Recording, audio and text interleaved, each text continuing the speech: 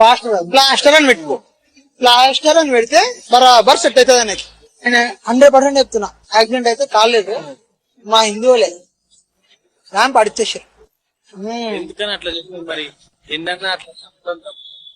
తప్పే లేదు బ్రో. చూడండి వీడు ఏమంటాడంటే ఒక మనిషిని చంపడం తప్పు కాదంట. నిజంగా వీడు ఇండియానా లేకపోతే ఒక పాకిస్తానా?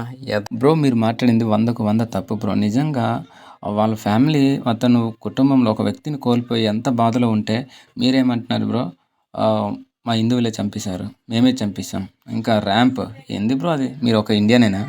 అయితే ఈరోజు ఎవరి గురించి ఉన్నాడు కదా, పగడాలి పగడాలు పగిలిందా ముత్యాలు దూరదీరిందా, వీడికి బాగా ఎక్కువైపోయింది. చూశారు కదా ఈమె ఏమంటుంది? పగడాల పగిలిందా దోల తీరిందంట. ఏంటి అసలు ఆ లాంగ్వేజ్ ఏంటమ్మా మీరు? నిజంగా ఒక ఆడపిల్ల అయితే మీరు నిజంగా ఒక తల్లి స్థానంలో ఉన్న మీరు ఇలాంటి మాటలు అనేది మాట్లాడకూడదు. నిజంగా తప్పు కదమ్మా మీరు. మీరు పెట్టుకున్న ఆ బొట్టుకైనా నిజంగా కనీసం వాల్యూ ఇచ్చి మాట్లాడండి. మీరు ఆడవారు కదా, ఆడవారులానే ఉండండి. ఎందుకు ఇలాంటి మాటలు అసలు నాకైతే అర్థం కావట్లేదు. ప్లాస్టర్ అని పెట్టుకో. ప్లాస్టర్ అని పెడితే బరాబర్ సెట్ అవుతుంది అనేది నేను 100% చెప్తున్నా. యాక్సిడెంట్ అయితే కాలేదు, మా హిందువులే ర్యాంప్ అడిచేసారు. తప్పే లేదు బ్రో. నువ్వు ఒకవేళ నువ్వు అన్నా కూడా మా టార్గెట్ లో పడిపోతావు నువ్వు. అట్లా ఉంటది అట్లా. That is Hindu power. కావాలని చెప్పారా? తప్పేలే. I will support for that bro. చంపడం కాదు బ్రో, గన్నుంటే షూట్ చేసి పడేంత. మాకు ఇచ్చే ఛాన్స్ ఇస్తే మేము చేసేస్తాం.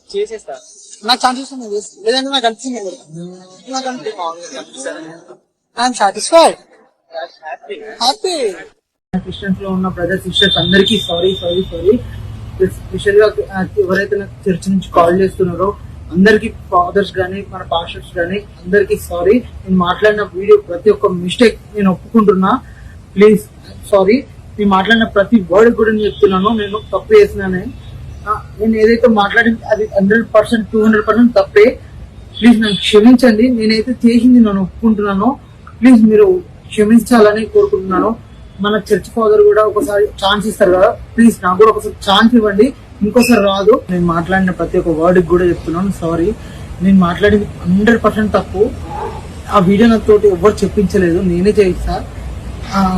ఆ వ్యక్తి ఎవరైతే అడిగిన యాంకర్ ఉన్నారో, యాంకర్ అడిగిన క్వశ్చన్స్ నేను దానికి చెప్పిన సమాధానం నాకు అసలు దానికి సింక్ అయినా కూడా నాకు తెలీదు, కానీ ఆ వీడియో అయితే వైరల్ అవుతుంది. సో ప్లీజ్, నేను ఆల్రెడీ క్షమాపణ వీడియో మార్నింగ్ పెట్టాను, కానీ అది వైరల్ చేయట్లేదు. కానీ ఏదైతే మాట్లాడిన వీడియో వైరల్ చేస్తుందో ప్లీజ్ ఈ వీడియోలు కూడా క్షమించాలి. ప్రతి ఒక్క చర్చితో వాళ్ళ క్రిస్టియన్స్ కానీ మన చర్చిలో ఫాదర్స్ కానీ ఎవరైనా అందరికి అడుగుతున్నా, ఐఎమ్ సారీ. నన్ను క్షమించండి. నేను మాట్లాడిన తప్పుకి సారీ, నన్ను క్షమించండి. ప్రతి ఒక్క క్రిస్టియన్ నుంచి చిన్నపిల్లల నుంచి పెద్దల వరకు అడుగుతున్నాను సారీ. నేను చెప్పింది మాట్లాడింది మొత్తం తప్పు. ప్లీజ్. ఇంకా నాకు ఫోన్లు చేయడము ఇట్లా.